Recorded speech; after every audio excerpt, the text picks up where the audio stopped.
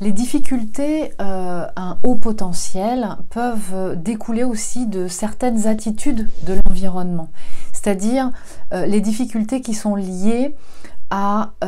des réponses inadaptées de l'environnement. Et ça c'est quand en fait l'environnement ne prend pas, donc les adultes, ça se passe quand l'individu est enfant. Bien souvent ça commence là, ça peut aussi continuer de se développer une fois adulte dans un cadre professionnel qui est pas du tout adapté au haut potentiel, puisque je vous le rappelle, il est vraiment plus à l'aise dans un cadre où il y a vraiment une créativité, où on lui laisse pleine autonomie. Mais lorsque en fait l'environnement, l'attitude de l'environnement n'a pas pris en compte les besoins spécifiques du haut potentiel, donc dans ce fait d'être dans un apprentissage à découvrir par lui-même, à découvrir en fait les règles et les techniques et la méthodologie propres à un domaine spécifique en fait en le découvrant par lui-même, et bien finalement ça va générer un système de suradaptation à l'environnement de l'individu au potentiel. Et ce phénomène de suradaptation va lui jouer des tours, parce que ce que ça va générer, c'est que ça va freiner l'investissement de l'apprentissage. Alors l'investissement scolaire chez les enfants, mais par la suite, ça va générer chez les adultes, en fait, un manque de motivation.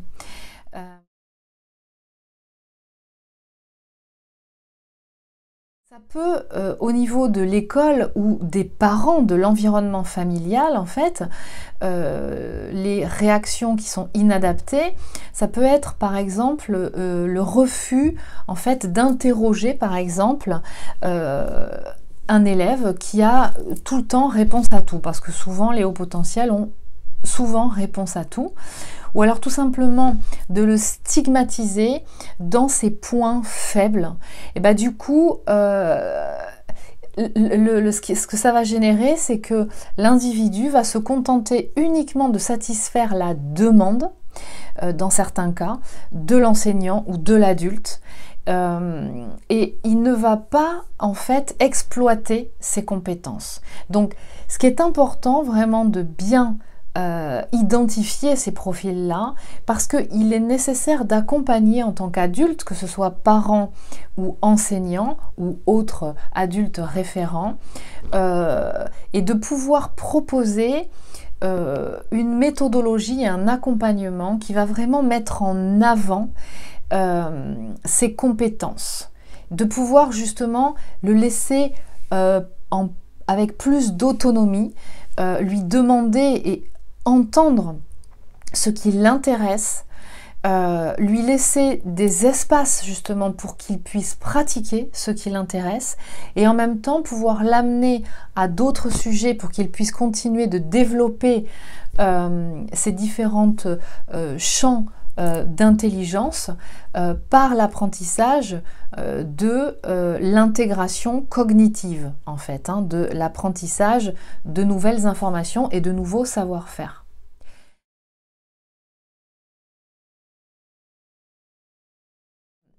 Cette suradaptation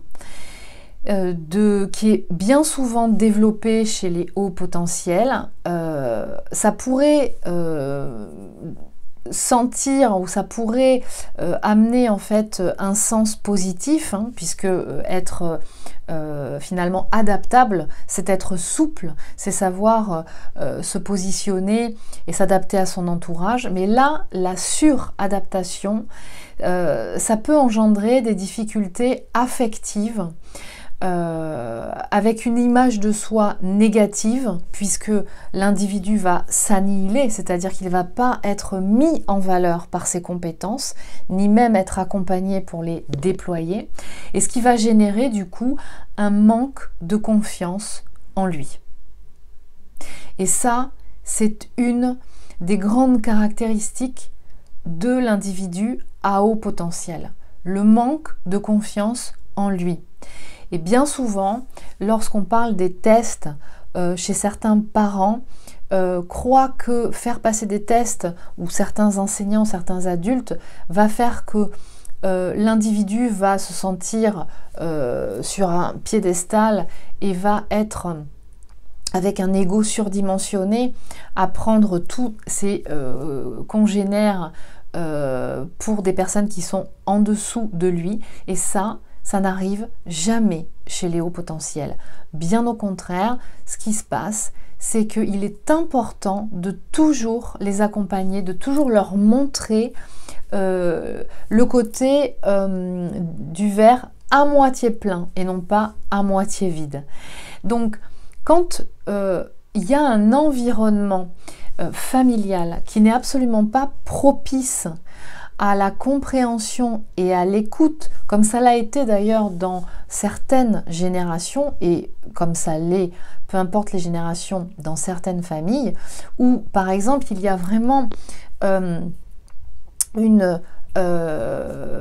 histoire, par exemple dans certains métiers, dans ce que doivent faire ou les garçons ou les filles de la famille, et que quand par exemple, je prends l'exemple d'un garçon qui aurait des compétences créatives, artistiques ou littéraires, dans une famille où les hommes sont plus manuels ou ont une activité intellectuelle ou un savoir-faire beaucoup plus de l'ordre de médecin, avocat, etc., eh bien, il ne sera pas entendu. Et si on le pousse systématiquement à chaque fois qu'il a des moments de créativité et de déployer un univers qui n'a rien à voir avec les références de la famille ou tout simplement les références de genre, c'est-à-dire un garçon, ça n'est pas créatif, ça joue à la guerre et au pistolet et ça construit des maisons, eh bien l'individu à ce moment-là va se sentir complètement en dehors, mis à l'écart, et pour pouvoir continuer à être accueilli au sein de sa famille, pour ne pas être rejeté, il, à ce moment-là, développe cette capacité de suradaptation. Et donc, comme vous l'aurez bien compris, cette capacité de suradaptation est un frein à la révélation et à l'expansion de ses compétences et donc à l'estime de lui.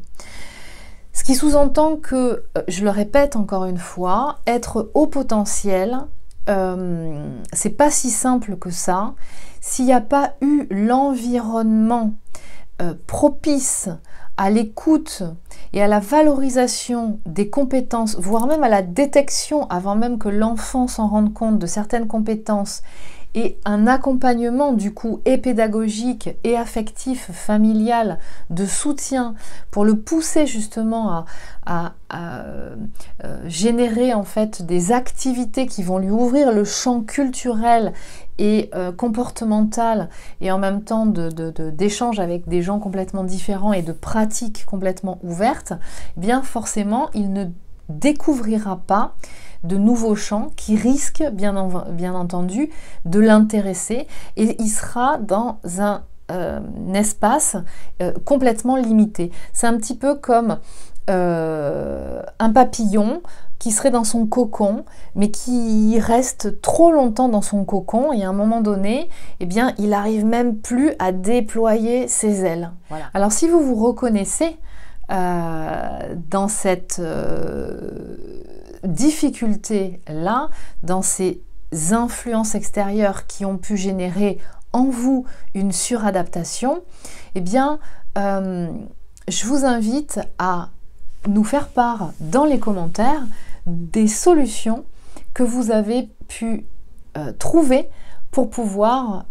vous aider à vous déployer, à déployer vos ailes.